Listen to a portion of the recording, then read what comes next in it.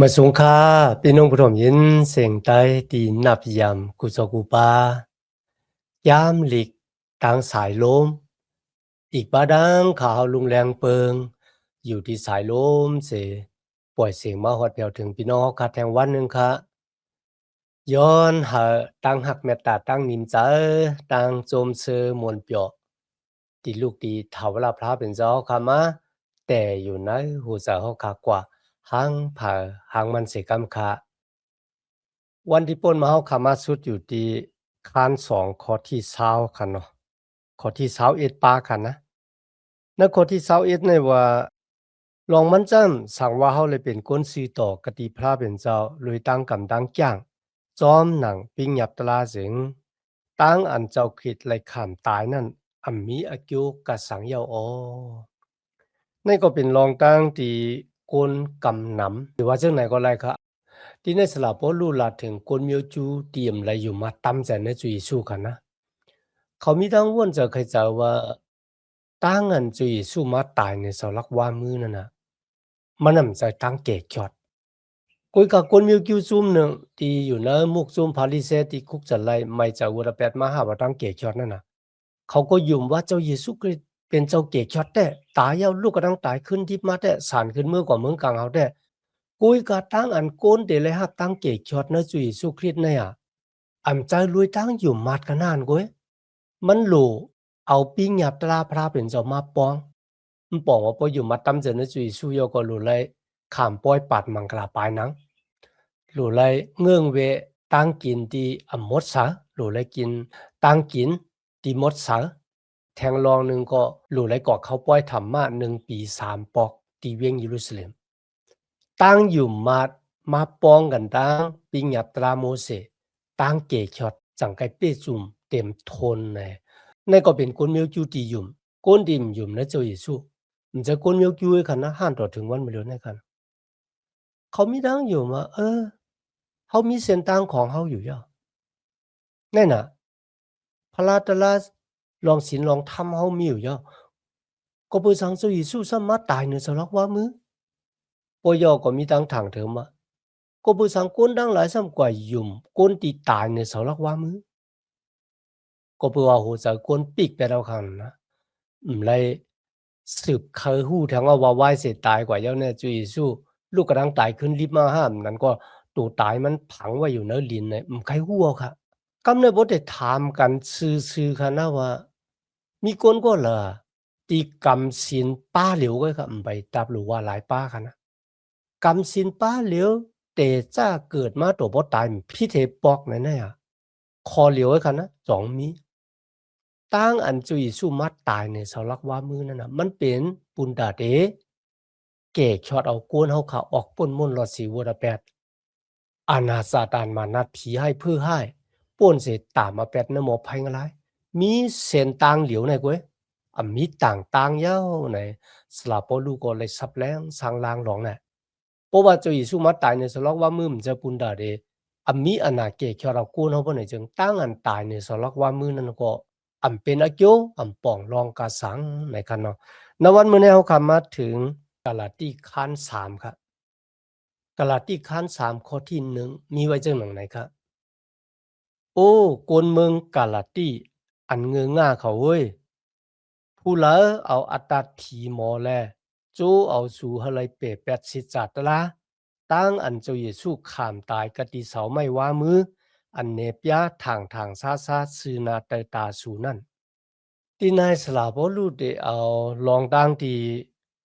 จื้อเจ้าเมืองกาลาติมีตั้งอันตัวทบตาหันจอมเจ้าเยซูมีตั้งอันตัวทบตาหันนะตั้งเกะช็อตนะครับเลยสู่ดังหลายครับตั้งเกะช็อตรวยปิ้งยับตะลาเนี่ยมันบอกว่าสู่กำจ้างซ้อมหลังปิ้งยับตะลาเสียเลยสู่เลยครับตั้งเกะช็อตฮะนั่นก็สู่เลยครับตั้งเกะช็อตก็ปื้อตั้งอยู่มัดเนื้อเจ้าคริสต์ในเขาพี่น้องค่ะลองในก็เฮ็ดเอาค่ะคุกจะเลยตั้งอันตัวเจ้าเก่ามีด้านตัวทบทหารมือมาห้าบ่สิสู่เป็นเจ้าเกะช็อตกันนะในวันนั้นค่ะพี่น้องข้าคุบเข่าลงโยก็ตอนห้าบ่สิสู่รวยซบยุ่มรวยจ๋าข้าหนองต้าดังพิษค่ะย้อนเอาพระเป็นเจ้าปดวางควางหลอดปั่นบูดาเปดกามีแล้วก็สุดต้องห้าเป่ามันเจ้า แต่ตัดสินใจว่าได้จับจอมหอมไปพระเป็นเจ้าต่อจูพวกโยกเขาก็มีตั้งมันจะเนื้อตั้งเกจยอดในวันนั้นกันนะมันน่ะจะก็เปิดขากำจ้างซ้อมหลังปิ้งยับตะไลอะไรเฮ็ดเอาคามันจะเนื้อตั้งเกจยอดมันเป็นเลยตั้งอันอยู่มัดตั้มจะในจุยสู้ทีนี้สลับพวกลูกก็ถามพี่น้องเมืองโกลินตู้ค่ะนะว่าเมื่อเขาค่ะอ่านในข้อที่หนึ่งเนี่ยมันเหมือนเรื่องสลับพวกลูกเสียเขาเสียก็ว่าอะไรกันนะเสียเน่เขาเนี่ยเสียเน่ให้สังขารว่าเนี่ยจึงปุ่นตาเดตึกยงปุ่นตาเดโซนเขาค่ะนะก็เปว่าพี่น้องจื้อเจ้ากะละตีเนี่ยตึกหากวางเส้นตั้งนั่นก็เขาก็ถอมเอาความของเสียสอนพิษที่มาสอนเขาหรือตั้งอยู่มัดก็นั่นไปโปหรือไล่อิงปึงอากูปิงหยับตะลาของโมเสสเนี่ยสลับบ่ลูกก็เตเจ้าความถามหากรรมค่ะนะปุนดาเตขึ้นจันเขามาอยู่ในตั้งหมันแมนจิจะสิจัตตะอยู่แต่เกจุตะลาของพระเป็นเจ้าในข้อที่หนึ่งค่ะนะสลับบ่ลูกถามว่าพลาเป็นก็ดีหลอกเงินสูถามพี่น้องจื้อเจ้าเวียงกะลาตีค่ะนะ จะผู้อ่อนหูก็น่านไว้ค่ะถามกูโก้ค่ะนะข้อที่สองสลับปลูถามสุเลยห้าวิ่งเงินมดจังพระเป็นเจ้าไล่ซึ่งหนังหือมันบอกว่าลุยตั้งกำจ้างซ้อมหนังปิ้งยับตราเนี่ยนั้นก็ลุยตั้งอยู่มันในจีสูข้อที่สามสุเดอาศักลิบอยู่เสียงสุดลงนตั้งอันกำจ้างซ้อมจากเฉพาะเนื้อเลือท่าข้อที่สี่ฮะตั้งอันสูจุกมันเขิง มันบอกว่ามือไรหัวพรบตังยายุก3ตัวเนี่ยเขายังอยู่มาตำใจในจุยสู้กันนะสูเตเขาตั้งอยู่มาติสุจุกมันเขิงในจุยสู้นั่นน่ะตกซุ่มหลายๆฮะข้อที่5ครับลองอันดีอ้านที่ปอเป็นมาในจุดาสักด้านสูนั่นมันเป็นมาเลยตั้งอันสู่กำจ้างซ้อมหนังปิ้งหยับตะลาหามนั้นก็เลยตั้งอยู่มาตำใจในจุยสู้มันเป็นความถามดีหลีป้าจ๋าแกที่ในสลับพอลูกถามว่ามีสังมาหุ่มสุ่มเจอของสูที่ในว่าอัตตาผีหมอนะครับมันก็เป็นเจ้ากาถามนั้นก็เป็นเจ้าอาณาผีองเนี่ยมาอุปเปิงพองงำโหเจอสูเนี่ยก็เป็นสังสูเป้งเงือมันบอกว่าสูมเลยเจ้าสติปัญญาอีท่าสูมเลยเจ้าตั้งวนเจอใครเจออีท่าเนี่ยมันบอกว่าไหนกันนะก็เป็นสังหล่ะเนี่ย ก็บัวปุ่งหางตั้งอันจุยสู้ขามตอกจับเหนือเสาลักว้ามือนั่นน่ะมันอยู่ต่อหน้าสูมันมีเส้นตั้งเหรอขนาดนะติเลยครับตั้งเกจยอดเนี่ยตั้งตายจุยสู้เหนือเสาลักว้ามือนั่นน่ะนั่นแหละเป็นตั้งอันมาถูดหนูกว่าเขาเป็นตั้งอันมาขามตามบุรไปตางเขาและเป็นเส้นตั้งดีเฮ็ดเท้าเลยครับตั้งเกจยอดเนี่ยสลับปอลูสับแรงสังล่างนี่เขา พี่น้องครับมันปองว่าตั้งอันเฮาเถียงแบบสัจจะตะละลองมันแม่นสิจะตั้งเกียรติยอดในจุยสู้เนี่ยอะโลมันเป็นเพใหญ่หลงมันบอกว่ากว่าถึงหมอภัยงหลายหลงเนี่ยบ่เฮาเปรียบแบบสิจัตราเนี่ยกันนะก็บ่สังครับก็บ่ว่าตั้งเกียรติยอดเนี่ยมันแต่จาติเสาลักว่ามือค่ะลูกบ่จุยสู้มาตายในเสาลักว่ามือบ่จุยสู้ลูกกระดังตายขึ้นดิบมา โกนก็มีวันค่ะที่เลยครับตั้งเกกช็อตก็เพราะฉะนั้น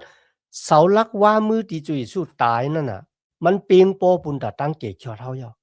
อย่าไปคัดจะกิ้วจ้ากว่าเอาตั้งกำตั้งจ้างตั้งอันกำจ้างซ้อมหนังปิ้งหยับตะลาหลงนั่นน่ะมาปองในตั้งอยู่มัดในจุยสู้คริสปุ่นตาที่เลยครับตั้งเกกช็อตลุยตั้งอยู่มัดก็ปอยาวนะครับเพราะว่าเฮาคัดจะกว่าเอาต่างมิ้วมาป้องกันตั้งอยู่มัดนะจุยสู้อันนั้นมันเป็นตั้งเป็ดตั้งแหลนเลยสลับโปลูเลยซับแรงหนีเขาจังไหนเนื้อข้อที่สองครับเฮาเก่าเลยถามสู่มิ้วหนึ่งเสียกันสู่เลยฮับเอาวิ่งเห็นเจ้ากบเปอกอบลุยกำจ้างซ้อมหนังปิ้งหยับตะลาฮื้ออำนั้นเลยฮับเอากอบลุยเลยยินข่าวตะลาซื้อเปี่ยวเย้าแลอยู่มัดนั่นฮื้ออันนั้นปีศาจลีจ้ะ พี่น้องค่ะลองในก็พอเฮาลาดในเฮาหลุเลยไว้สติที่จับเสียงกันดังวิ่งเห็นหมดจังเจ้าในกันนะสลับพอลูถามพี่น้องเมืองกะลาตีหาสู่แจกตัวนะกันนะ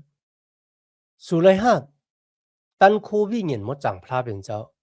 ลุยตั้งกำตั้งจ้างจอมหนังปิงหยับตะลาหามันนั้นก็ลุยตั้งอยู่มาตำจะนะจุยสู้พี่น้องก็ตั้งอันมีตั้งอันตัวทบตาหันนะวิ่งเงินมดจังเจ้าเนี่ยมันเป็นรองอันดีอ้ามนะพี่น้องขาดตองค่ะนะสลาเปตู้กว่าที่เฮือนของก้นนี่ลี่นะตะมานเจ้าเนาะสลาเปตู้ตึกอะโอ้ลาตะลาทั้งเกกยอดว่าเจ้าเยซูคริสต์มาตายในสลอกว่ามื้อนั้นน่ะเจ้าเยซูเลยเฮ็ดอีสังปุนตาเฮามันจะมาตายบุญดาขามตามบูดาเปสต์ถูดเอาเฮาออกปุ้นมุ่นรถสิบูดาเปสต์วันที่3พระเป็นเจ้าเฮาสิสู้ลูกกำลังตายขึ้นนี่มาสลาเปตู้โฮตะลามตันยาววิ่งเห็นหมดจังพระเป็นเจ้าย่าลงมาเหนือก้นนี่ลี่และกลในหัวในเฮือนมันดังเสียงเนี่ยกันนะอันนั้นที่เขาเลยห้าวิ่งเห็นหมดจังพระเป็นเจ้าก็เบื่อเขากับจ้างซ้อมหนังปิญญาตราโมเสห้านั่นก็เบื่อเขาอยู่มัดตำเจอในสุยสู้ทีนั่นก็เหมือนกันพี่น้องเมืองกาลาตีเนี่ยเขาเลยมีตั้งอันตัวทบตาหันมันบอกว่าเขาเลยห้าบขามเอาวิ่งเห็นหมดจังพระเป็นเจ้านั่นตั้งอันลาดความภาษาหลากหลายอันนี้เป็นตั้งอันตัวทบตาหันกันนะสลับปลูกก็ถามว่าตีสูเลยห้าบขามเอาวิ่งเห็นหมดจังเจ้านั่นน่ะก็เปิดสู่กำจ้างซ้อมหนังปิญญาตราปกติกำจ้างซ้อมหนังปิญญาตราบนไหนมีคนก็เลยกำจ้างเต็มทนเป้จุ่มไรสลับปลูกจึงลาดว่าตีสูเลยคาบขามเอาวิ่งเห็นหมดจังพระเป็นเจ้าก็เปิดสู่ถ่อมยินนำคำตราพระเป็นเจ้าย่อก็ยุ่มเอายุ่มในเจ้าเยซูหนองตาดังพิษคุกจะไล่ไม่จากวัวระเบียในก้อยมันจะห้าที่สูเลยห้าบเอาวิ่งเห็นหมดจังของพระเป็นเจ้าเมื่อโกนก็นั่นน่ะห้าบขามเอาเจ้าเยซูคิดเป็นเจ้าเกยอดเขาได้มีตั้งอันตัวทบตาหันในต่างหักพุงตันโคพระเป็นเจ้าที่มีต่างแปลกเปิงกันหวังก็ห้าบขามเอาเจ้าเยซูย่อก็พระเป็นเจ้ายุดยาบรรโยกาของเขาหายดีกว่าจูเสียที่แล้วก็ยาหายไรกันนะกูอีกมือห้าบเอาเจ้าเยซูคริสต์โยกาหายค่ะหวังก็พระเป็นเจ้าลือผีลือเพื่อออกในตัวเขาหวังก็ตาบอดก็ตัวหันขึ้นหวังก็ตีนตายมือตายไปมไรก็ไปไรมาก็เพราะฉะนั้นเมื่ออยู่มาตั้มเจอในจุยสู้เนี่ยเมื่อเลยยินตลาดังเกยอดคุกจะไรไม่จะวัวระเบิดเนี่ยโกนกูก็แต่มีตั้งอันตัวทบตาหันตั้งอันตัวทบตาหันก้อนหนึ่งและก้อนหนึ่งเหมือนกันค่ะนะมันอยู่ที่วิ่งเงินมดจังพระเป็นเจ้าตีเปียนี้กุยกาดีนั่นค่ะนะสลาปลูลาดว่าพี่น้องเมืองกาลาตีเนี่ยเขาเลยมีตั้งอันตัวทบตาหันและตั้งอันวิ่งเงินมดจังเจ้าพิกซิเขา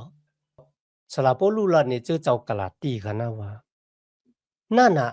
ตั้งอันสู่เลยหับขามเอาวิ่งเงินมดจังเจ้านั่นน่ะเป็นตั้งอันแจดตุยว่าพระเป็นเจ้าหับขามเอาสู่ลุยตั้งอยู่มาตั้มจะในจุยสู้เมื่อสู่อยู่มาในจุยสู้เนี่ยพระเป็นเจ้าหับขามเอาสู่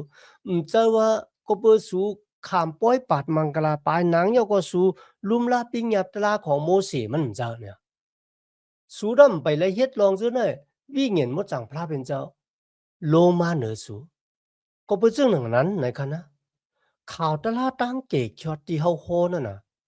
มันเป็นรองพระเป็นเจ้าเฮ็ดปุนตากโกนเจ้าอีสู้เฮ็ดปุนตากโกนเฮาแต่แล้วตั้งเกกชอตเจ้าโกนเฮาคัดเสากิ้วซะปุนตาแต่เลยฮับตั้งเกกชอตโดยต้านอิงปึงอาโกปิงยับตลาเนี่ยมันเป็นไรเนี่ยก็เป็นสองในวันเมื่อได้สู่ซ้ำเขาขึ้นไหวกว่าจูปิงยับตลาปุนตาได้เป็นโกนเปจุ่มพี่น้องเฮาค่ะสลาบ่รู้ถามซื่อๆนะสุไลหับขามเอาวิ่งเห็นมดจังพระเป็นเจ้าลุยตั้งกำตั้งจ้างจอมหนังปิงหยับตะลาโมเสห้ามันนำจะสุไลหับเอาก็เปิดสุไลยินตะลาดังเกจอติคาโฮสุก็อยู่มาตั้มเจนจุยสุวิ่งเห็นมดจังพระเป็นเจ้าก็พิกซิกเนื้อสุพี่น้องค่ะตั้งอันมีตั้งอันตัวทบตาเนื้อวิ่งเห็นมดจังพระเป็นเจ้าเนี่ยก็เป็นรองอันลีอามค่ะพี่น้องค่ะต้องค่ะนะซิมุนคนที่เป็นเสี่ยหมอผีนั่นค่ะนะมือมันหันสลาเปตู้กว่าเอามือแค่เหนือหูโกนสุดตองปั่นในโกนดังหลายๆครับวิ่งเห็นมดจังพระเป็นเจ้าเขาลัดความภาษาหลากหลายซีมุนติมจะเปตรูค่ะนะซีมุนที่เป็นหมอผีเอาเงินมาตั้มไว้ที่ตีนของสลาเปตู้ลาดว่าจังค่ะย้อนปั่นสู้เกจูวิ่งเห็นมดจังเจ้าเมียวในตีค่ะสลาเปตู้ว่าจังค่ะอารมณ์มาเดี๋ยวเงินมาซื้อวิ่งเห็นมดจังพระเป็นเจ้าฮะหายตัวมาเลยเงินมาเลย ตกซุ่มกว่าลู่ซุ่มกว่าเนี่ยอาโลโดบอสิมุนคนดีเป็นหมอผีนั่นคะนะย้อนตองป่านวิ่งเห็นมดจังพระเป็นเจ้าในเสื่อมไรค่ะในโลมาคาน8ข้อที่เก่าค่ะเนาะโปวิ่งเห็นมดจังของพระเป็นเจ้าอยู่ในสูดังหลายแต่ๆป้อไหนจึงสูดังหลายก็ไม่ได้อยู่แต่เนื้อเลือดจากเฉพาะเนื้อเลือดค่ะนะอาโลของเนื้อเลือดก้อยกะอยู่แต่วิ่งเห็นมดจังพระเป็นเจ้าผู้ละมีวิ่งเห็นมดจังของเจ้าคริสต์ก็นั่นน่ะ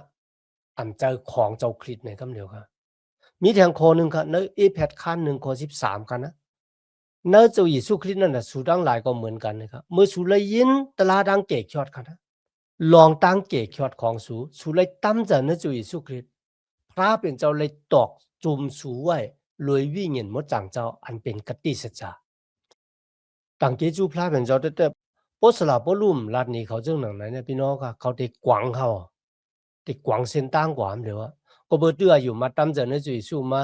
หมอกปีหนึ่งกันนานกว่าค่ะนะเป็นลูกอ่อนผายวิ่งเห็นในข้อที่3ครับสูเงอฐานนายฮือสูเตจะเอาแห้งที่วิ่งเห็นเสียตัวเหลียวนายสูซ้ำอ่างตักหาสุดเสียงรวยเนื้อเลือดฮือสลาปอลูถามเขากันนะสูละเอียดอีสังบุญดาเดลหาบตลาดังเกจวดสูละเอียดอีสังไหนกันนะอาศักตันคริยานของสูมือแต่จ้ารวยแหงดันโควิ่งเห็นมดจังพระเป็นเจ้ากำในที่สุดที่ก่อยมันสูเดเถียงแบดวิ่งเห็นมดจังยก็มาอิงปึงอากูเอ็นแห้งของถูจกอปุนดาได้เป็นก้นเปว่าเปจุมลุยดังอันกำจ้างจอมหนังปิงยับตลามูสิอาโลสูเปเงือง่ายปดันได้ล่ะนะครับนะพี่น้องค่ะเฮาหมอลุ่มลาตั้งเกจอดของเฮาค่ะนั้นก็เฮาหมอใหญ่ขึ้นสูงขึ้นอาศักตันไผวิ่งเห็นนะตั้งอยู่มาตำจะในจุยสู้ของเฮาเนี่ยตีนำมาเนี่ยลุยตั้งอันอิงปึงอาโกปิงยับตลานั้นก็อิงปึงอาโกเอ็นแห้งของดูเจ้าเก่าสติปิญญาของดูเจ้าเก่าเฮาหมอลุ่มลาตั้งเกจอดเฮาหมอใหญ่ขึ้นนะวิ่งเห็นหมดจังพระเป็นเจ้าลุยเอ็นแห้งเฮาหลุเลยอิงปึงเอ็นแห้งวิ่งเห็นหมดจังของพระเป็นเจ้าเหมือนเจ้าหนังวันนั้นตั้งสุดที่เฮาเลยมาหาว่าตั้งเกจอดเหมือนเจ้าหนังวันนั้นตั้งสุดกันนะที่ในสลาปอลูก็ลานี่เขาว่าเหมือนเจ้าหนังวันนั้นตั้งสุดที่เฮาเลยมาหาว่าตั้งเกจอดในข้อที่4ครับตั้งอันสุเลยทบเลยญาป่นมาในลองตั้งอันนำหนานั่นเป็นอันนำป่องรองกะสังเย้าฮื้อโปเป็นตั้งอันอ่ำป่องรองกะสังแต่จึงตั้งอันมันเจ้าปันวิ่งเห็นเจ้าติสูแลเนเปียนิมิกละขนาดนำหนาติสูนั่นก็เปิดสู่กำจ้างซ้อมปิ้งยับตลาและปันฮื้ออำนั้นก็เปิดสู่เลยยินข่าวตลาเสือเปียวเสียเย้ายุ่มมาดและปันฮื้อ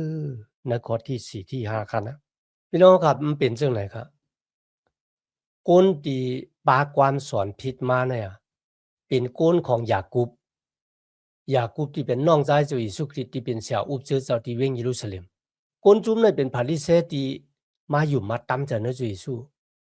เขามาสอนว่าอยู่มาตำจากเนื้อเจ้าเยซูกันนั่นไปปะหรือไรกำจ้างซ้อมหนังปิงยับตลาโมเสเพราะว่าอยู่มาตำจากเนื้อเจ้าเยซูยก็เขาเลยครับตั้งเกจชอดพวกนี้จึงอันนั้นมันมีอันแต่แล้วเขาว่านะก็เขาก็ตีว่าเขาเลยครับตั้งเกจชอดเนื้อเจ้าเยซูเขามีตั้งหลอดแล้วเฮ็ดบัว8ก่อนไรเนี่ยพี่น้องค่ะเขาไปมีทางอันตัวทบทานว่ามือเขาอยู่มาตำเจอนะจุยสู้เยาเนี่ยวิ่งเห็นมดจังพระเป็นเจ้าเหตุการณ์นะเขาตีอำเภอเขาเนี่ยเขาขึ้นกว่าอาซากลิบอยู่เหมือนเจ้าหนังอ่อนดังดีมาหูจักจุยสู้วิ่งเห็นมดจังพระเป็นเจ้าเต็มปันแห้งเขาจานจังบัว8ตั้งกำตั้งย่างอาซากเก่าของเขาย่อก็เขามีอาซากลิบอยู่ที่เป็นอาซากที่เป็นป้อเจ้าพระเป็นเจ้าเขามีตั้งอันตัวทบตาหันร้องไห้ก็เพื่อนเขาว่าหลูไลอยู่แต่ปิ้งยับตลาโมเสปุนดาโกนเต็มจะตั้งรถแล้วในจุยสุคริตเนี่ยฮิตวัว8ต่อพระเป็นเจ้าอาลาสลาโปลูว่ามไล่สู้จะไหนพอยอเขามาที่เจอเจ้ากาลาติที่สลาโปลูเป็นก็ที่กอดตังพวกตังกันนะเขามาสอนพิษจังหนังไหนเขาว่าจังก็สลาโปลูเนี่ยมันจะตำหมานเจ้า12ป้าที่จุยสู้ต่างไว้รู้สลาโปลูมเลยเป็นตำหมานเจ้าที่เจ้าเยซูต่างมาหรือสินั่นก็ไหนกันนะ สลาโปลูอำไลอยู่จอมเจ้าเยซูคริสต์เนื้ออาคิงที่เจ้าเยซูอาศักลิบอยู่ก็เพราะฉะนั้นสลาโปลูมันจะ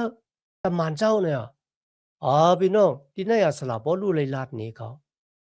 อาศักตานตะมานเจ้านั่นน่ะมันมีเปียติกมีเจ้าหนังไหนเนี่ยสลาโปลูลาดนี้เขากันนะสลาเปตู้เฮ็ดลองอันดียุดยาปันก้นไข่ก้นเปลี่ยนหายสุดต้องหาก้นตายเอาลูกกระดังตายขึ้นดิมาตัวเขาก็เหมือนกันเนี่ยเขาก็สุดต้องอิงปึงน่ะมาเมียจุยสู้ยุดยาปันโยกาก้นหายหรือเช่นนั้นก็ก้นตายเนี่ยเขาก็สุดต้องเอาเขาก็ลูกกระดังตายขึ้นดิมาอันนี้เป็นสักเสว่าเขาเป็นตำหมานเจ้าหรือเช่นนั้นก็มือเขาเข้ามาในเมืองกาลาตีเนี่ยเขาเลยเข้ามาในอาสางอาตานของก้นผาดิเซที่เอาปิ้งยับตลามาสอนสูกุ้ยกาเขามาฮอลัดข่าวตลาเสือเปียวเจ้าเยซูคริสต์ไลเฮ็ดอีสังปุนตาเขาไลมาโฮว่าเขาลูเฮ็ดอีสังปุนตาเดเลยครับตั้งเกยอดในข้อที่สี่ครับสลาปอลูลาดว่าพี่น้องเมืองกาลาตีสูขามตุกข้าปุนตาเดเฮกังตั้งอยู่มัดของศูนย์นจุยสูมาเยาสูขามตุกข้านะครับนะก็เพราะฉะนั้นวันเมื่อไหร่เพราะว่าสูกว่าอิงปึงปิ้งยับตราบ่ไหนจริงมันตกชุมแบบหลายลองตั้งซื้อในนะครับนะสลาปอลูลาติพี่น้องเมืองกาลาตีว่าในวันเมื่อไหร่พระเป็นเจ้ายังตึกหาปันวิญญาณมดจังพระเป็นเจ้าและพระเป็นเจ้ายังตึกเฮ็ดลองอันดีนาเจอเจ้าเมืองกาลาตีอยู่ที่พระเป็นเจ้าตึกหาเฮ็ดลองตั้งเจอในอยู่เนี่ยก็เปิดสู่กำแข้งซ้อมหลังปิ้งยับตะลาฮะมันนำจะมันเป็นก็เปิดสู่ไหลยินตะลาดังเกกยอดยอก็อยู่มาตำจะในจุยสู่พี่น้องเฮาค่ะสลาปอลูเคยลาดว่าอาณาตันโควิญญาณมดจังพระเป็นเจ้าตีไหลมาในตูของสูก่อฮอดเพียวถึงก้นต่างก้อนนั่นน่ะมันนำไหลมาตังปิงหยับตะลามันมาตังอยู่มัดในจุยสู่ตังเกสู่พระเป็นเจ้าแต่ๆค่ะพี่น้องค่ะในวันเมื่อไหร่ค่ะตีพระเป็นเจ้าห้าเขาและตีพระเป็นเจ้าเฮ็ดลองดีอามเนอสาเขาเนี่ยอำเจ้าก็ปือว่าเขาเป็นก้นกัดแขนหมอลุมลาปิงหยับตะลาของพระเป็นเจ้าในมั่นเจ้าค่ะก็ปือว่าพระเป็นเจ้าห้าเขานั่นน่ะกุ้ยก็ปือว่าเขาไล่จับตัดสินใจอยู่มัดตำเจเนจุยสูลุยตั้งอยู่มัดกุ้ยกันนะที่พระเป็นเจ้าห้าเขาและตึกหาเฮ็ดลองดีอามในจุดตาสักด้านของเขามีดังนั้นต่างเกจูพระเป็นเจ้าที่มาเห็นแก้มดีกว่าซ้อมกันตัวว่าถึงกับขิงเขาขาดสุดคันนะย้อนหาตั้งหักเมตตาตั้งนินจาตั้งจมซื้อมนเปียวตีลูกตีเท่าละพระเป็นเจ้าเขาขามาแต่อยู่นะหูเจ้าเขาขากว่าหังเผาหังมันเสกรรมค่ะมาสูงค่า